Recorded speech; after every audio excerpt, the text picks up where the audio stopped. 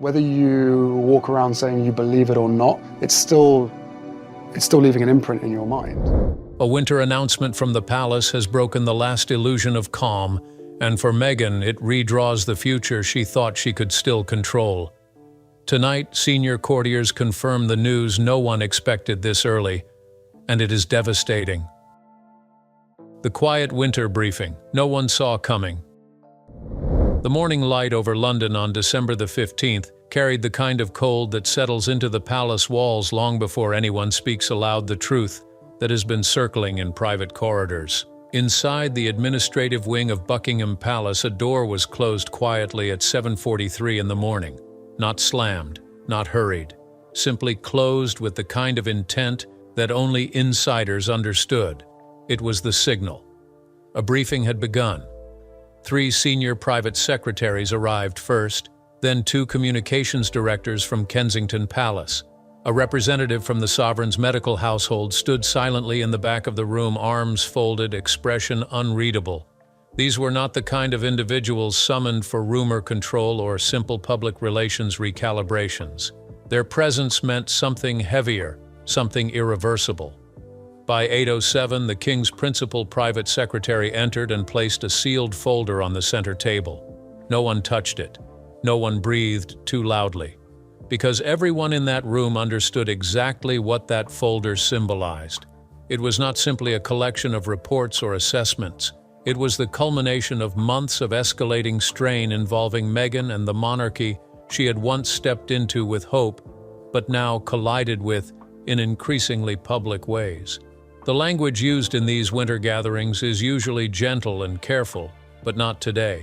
Not after the past 10 days of intensifying diplomatic pressure and internal conflict. When the folder was opened, the first page contained 3 sentences written in black ink.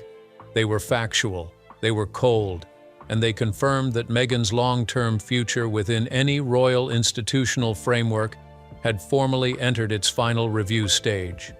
This was not a suspension, not a temporary safeguard, not a gentle suggestion.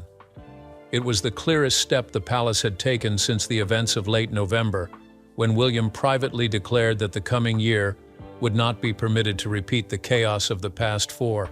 And now this morning briefing marked the first official institutional movement towards something the public had never imagined would arrive in such quiet but devastating form. At 8:32, the Princess Royal's senior aide asked a single question which landed like a stone in freezing water. Has the decision already been reached, or are we still in the assessment phase? There was no emotion in the question, only procedure, only duty. The answer came from the King's secretary, who did not look up from the folder as he spoke. His Majesty has reached his assessment. We are now finalizing the language of confirmation. The room changed. Shoulders lifted, chairs straightened. The stillness became sharper. Because if the King had reached his assessment, it meant the moment of ceremony and forgiveness had passed. It meant the window for reintegration, which had quietly remained open for years, was now closed. One of the Kensington Palace directors asked whether this decision would impact the Prince of Wales directly. The response was immediate. His Royal Highness has already submitted his position. It aligns fully with the King's determination. That was the moment everyone understood the gravity. The King's judgment alone was devastating. But when the heir's position reinforced it, the outcome was not simply official, it was generational.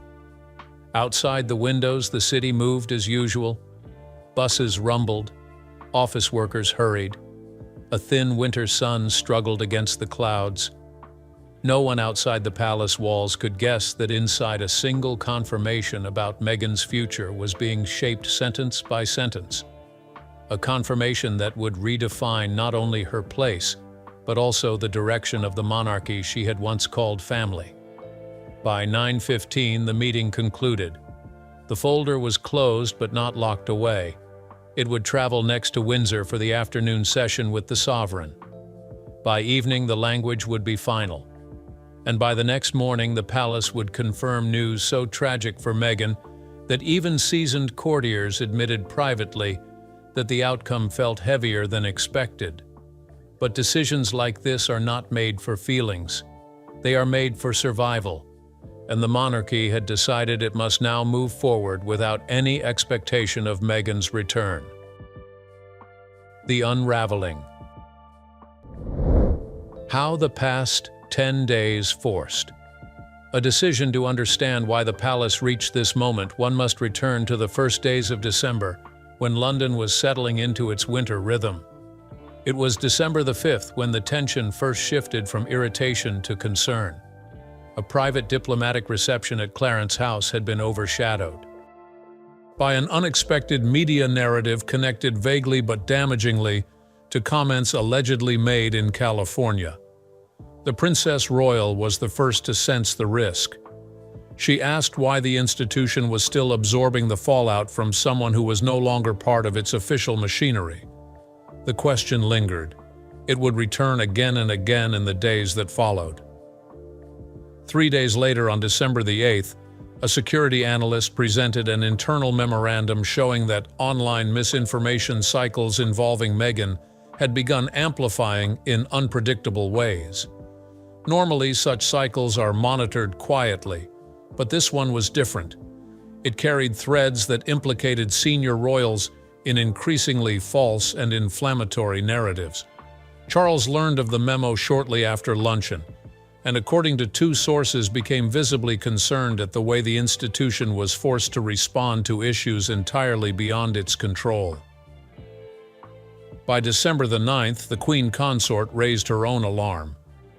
During a briefing at Marlborough House, she asked bluntly whether the monarchy could continue functioning while constantly reacting to narratives that originated thousands of miles away. Her question was not cruel, it was practical. It was the kind of question senior royals ask when stability is at stake. But the moment everything changed came late on December the 10th. William received a confidential legal assessment describing the mounting continental tensions created by several false reports circulating online.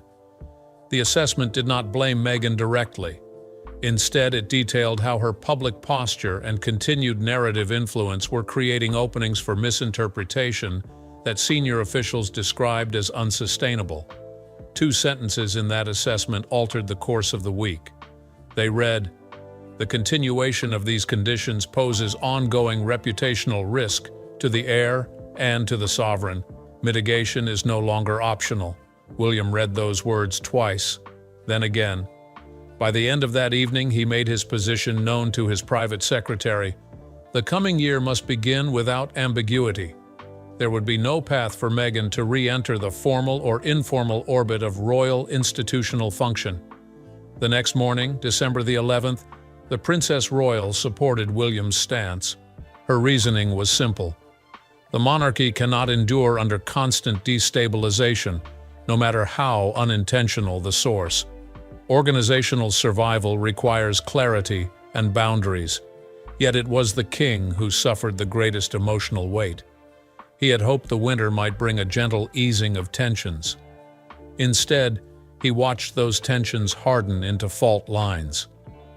On December the 12th, he received a final report describing the cumulative effect of the past 4 years on public trust, diplomatic confidence, and institutional focus.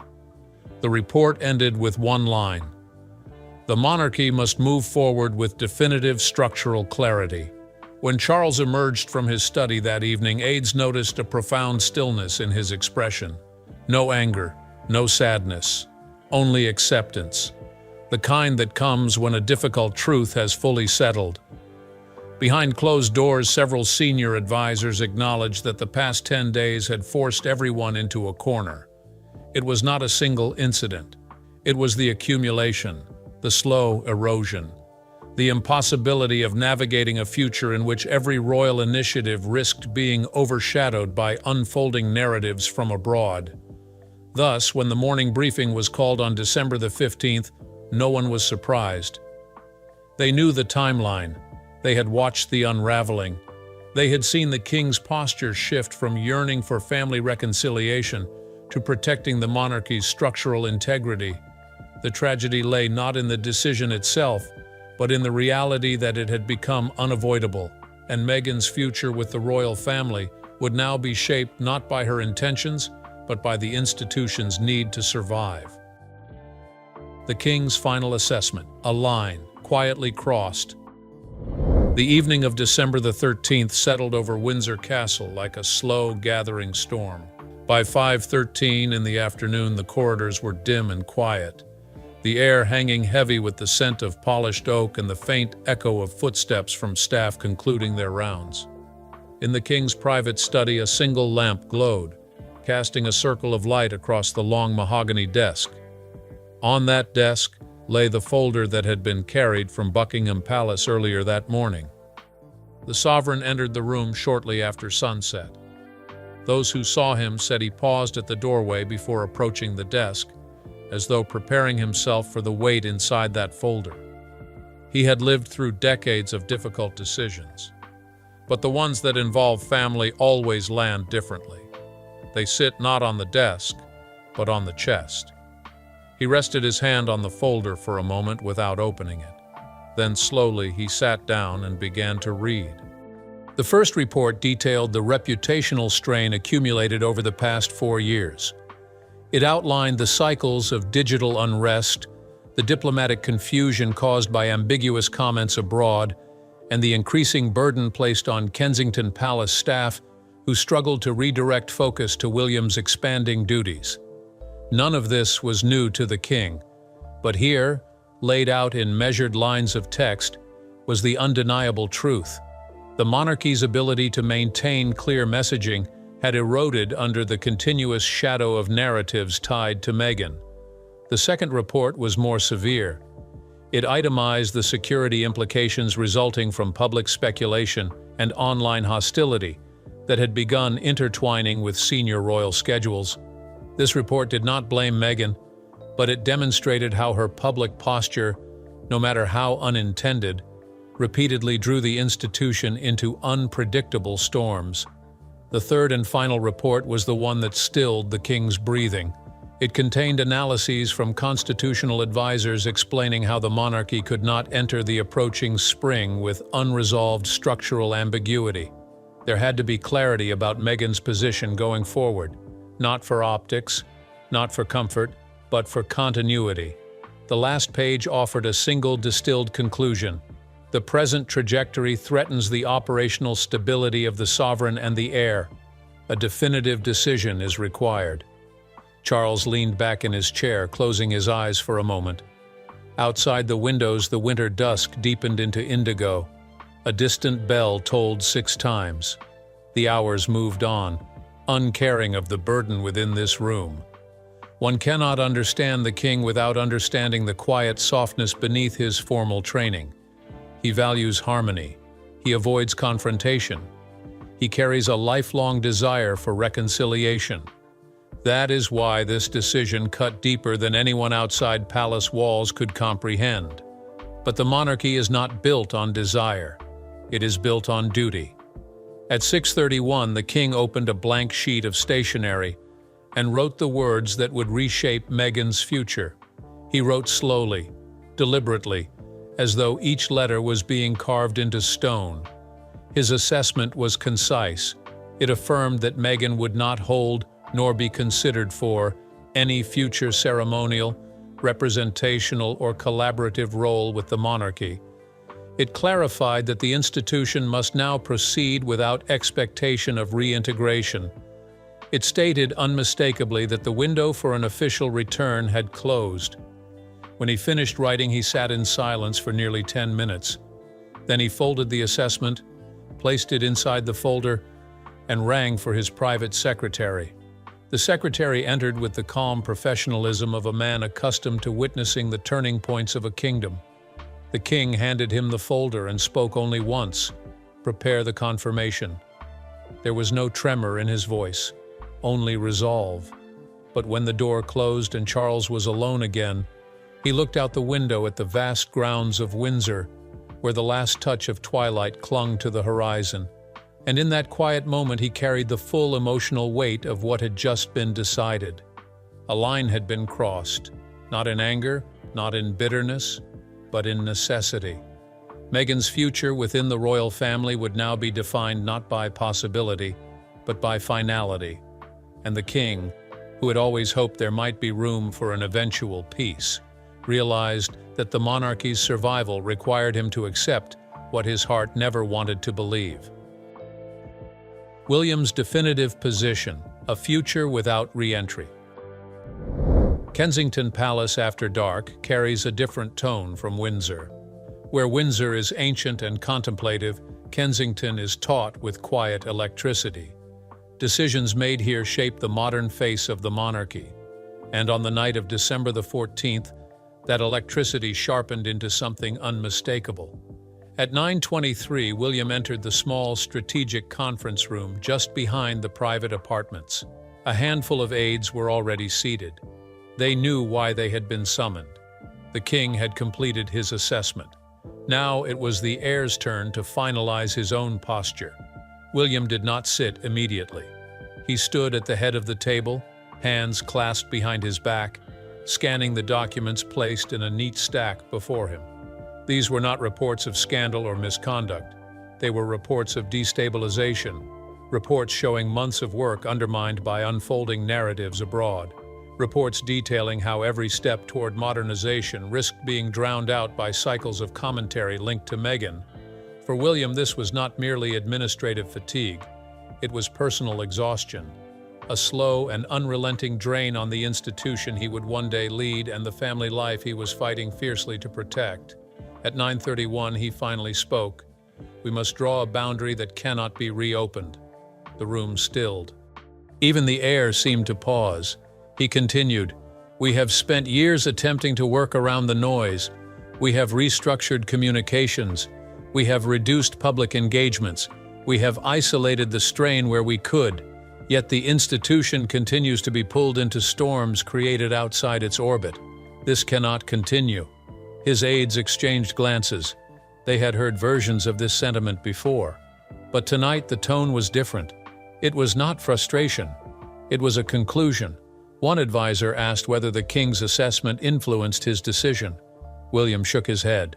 "I reached my decision before reading this, but I am relieved that he sees the same truth. The monarchy cannot endure this instability indefinitely." He moved to the window overlooking the inner courtyard. The lamps cast long shadows across the stone.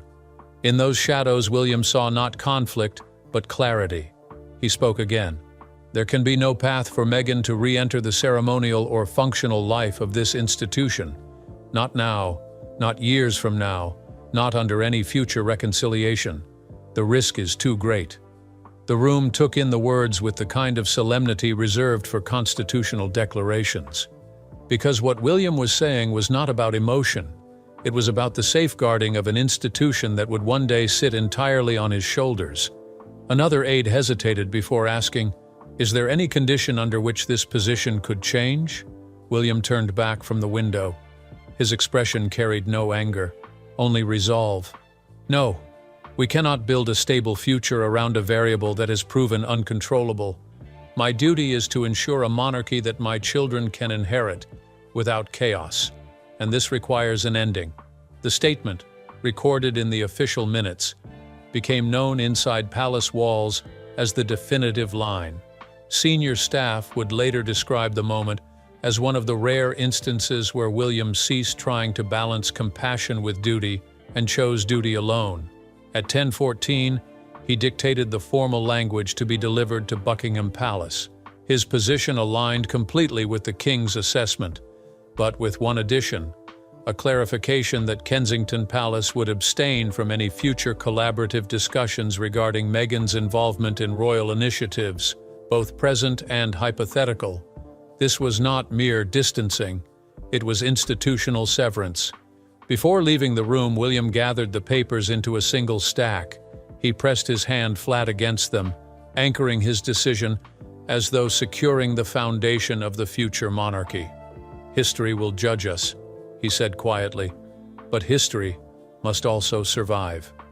At 10:30, he exited the conference room and returned to his private quarters where Catherine waited. He said little. She asked even less. They had lived through years of fallout, misunderstandings, and shifting narratives. Tonight was not a night for conversation. It was a night for acceptance. The Prince of Wales had closed the door to any potential re-entry, and with that, the monarchy entered a new chapter where Meghan's future would no longer be written within its walls. The palace, confirmation, what has been decided about Meghan's future. The morning of December the 15th dawned pale and brittle across the capital, as though the sky itself sensed the gravity of what was about to unfold. At precisely 7:58, Buckingham Palace transmitted a coded signal to senior communications staff, instructing them to prepare for a controlled release. This was not a leak. This was not a speculative statement. This was confirmation. Within the palace's quiet room, the director of communications read aloud the final drafted language for the upcoming bulletin. The text was short, brutal in its clarity. It stated that after extensive internal review, the royal household had finalized its position regarding Meghan's future within the monarchy. She would not hold any ceremonial role now or in the years ahead. She would not participate in official initiatives or representational engagements. She would not be considered for reintegration into the institutional life of the royal family under any foreseeable circumstances. The phrasing was deliberate. Every syllable had been examined the previous evening by constitutional advisors and senior secretaries. The aim was not to wound, but to close, to create a boundary so defined that no ambiguity could reopen it. A monarchy in transition cannot survive on porous lines and wishful thinking. It requires structure, stability, and certainty. And this announcement delivered precisely that. At 9:14, the Princess Royal arrived at Buckingham Palace to review the final language herself. Anne, known for detesting unnecessary drama, read the statement silently. Once finished, she nodded a single time and placed the document back on the desk. "It is the correct course," she said. "We have allowed this to drag for too many years." Her voice carried no cruelty, only the truth. Shortly after 10:06, the Queen Consort reached the palace. Camilla's response was softer, more reflective. She remarked that the entire situation was a sorrow that had nowhere left to go. Her sympathy did not dilute her acceptance. She understood the necessity, perhaps better than most. The king, meanwhile, remained at Windsor, finalizing his private notes for internal archiving. His assessment would not be published. It would live only in the secure vault reserved for decisions of generational consequence. A historian decades from now may someday read it, but for now it was a sealed chapter. At 11:32, the final approval arrived from Kensington Palace. William concurred with the exact language, requested no revisions, and confirmed that his office would not issue a separate statement. The heir wanted no theatrics, only closure. And so, at precisely 12 noon, the palace released the confirmation. The words echoed across newsrooms in London, through diplomatic circles in Brussels and Ottawa, and across digital platforms where speculation had churned restlessly for months. The announcement was immediately labeled as historic, even unprecedented, though insiders quietly noted that the truth had been settled long before today's formality. The public was simply receiving the official articulation of what had already become reality behind palace walls. Reactions were instant. Some expressed shock, others are relieved.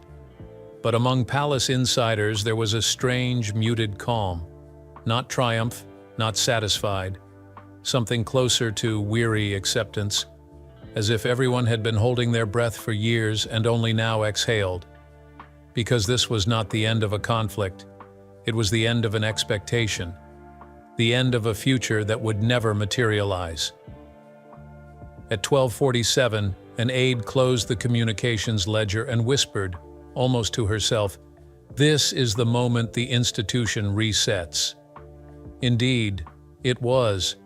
For Meghan, the confirmation meant a future no longer tethered to royal possibility. The door had not merely closed, it had been sealed, and the monarchy in its unyielding march toward the next reign had chosen a path that left no room for reversal. The aftermath, fallout, reaction, and the quiet realization Meghan now faces.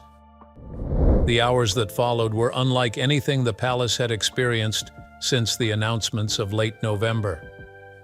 The December air outside Buckingham Palace thickened with reporters, photographers, and bewildered onlookers who had arrived in waves the moment the official confirmation spread through the city. Inside, however, the reaction was markedly different, controlled, contained, almost solemn.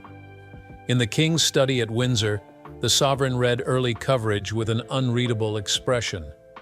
A senior aide offered a briefing, but Charles waved him off gently. The deed was done.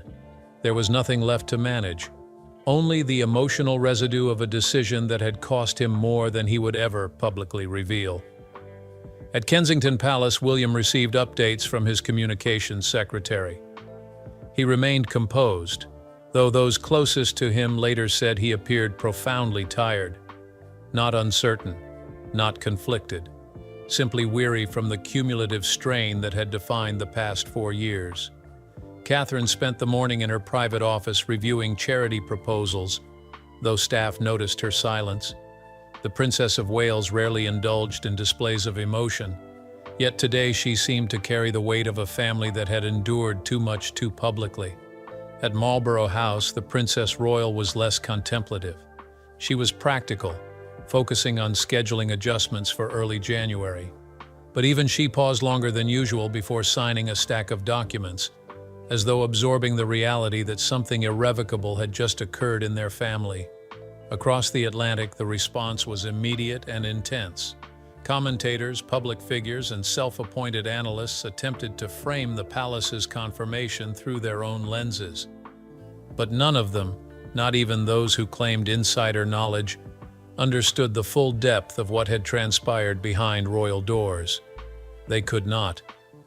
Because the truth of this moment lived in private corridors, not public arenas.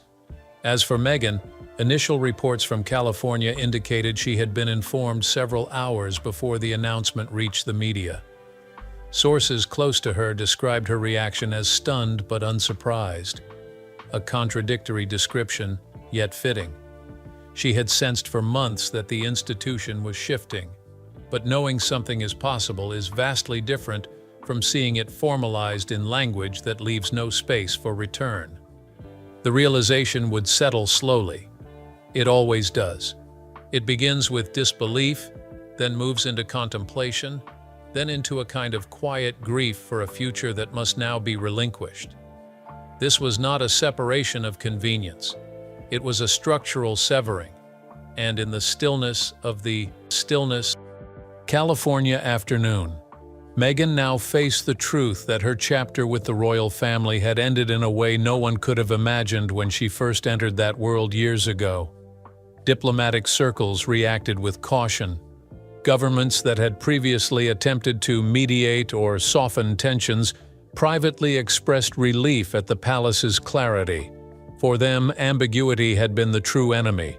Now at least they knew the shape of the landscape.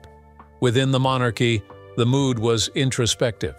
Staff moved through corridors with lowered voices.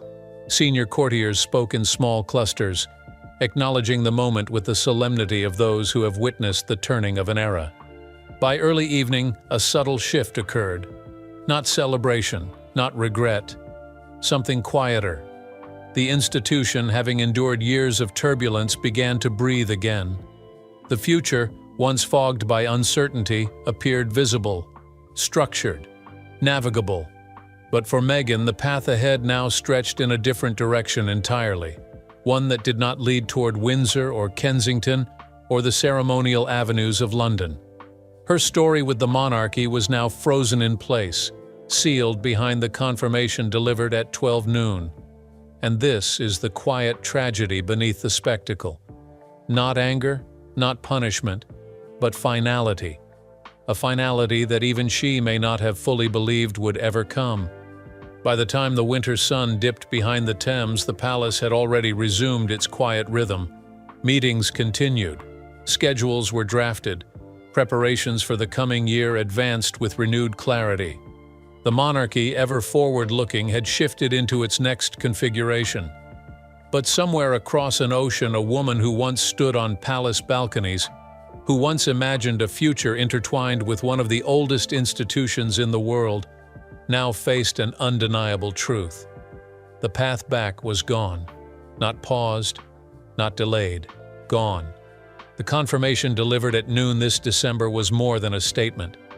It was a boundary drawn with the steadiness of a crown that knows its own survival depends on difficult decisions. And though the world will debate, analyze, and interpret it endlessly, inside the palace walls, the meaning is simple. A chapter has closed, and the future of the monarchy will move forward without Meghan. Whether history will judge this moment kindly or harshly is a question for another time. For now, the truth stands unshaken. The monarchy has chosen its course, and Meghan must now walk a different one,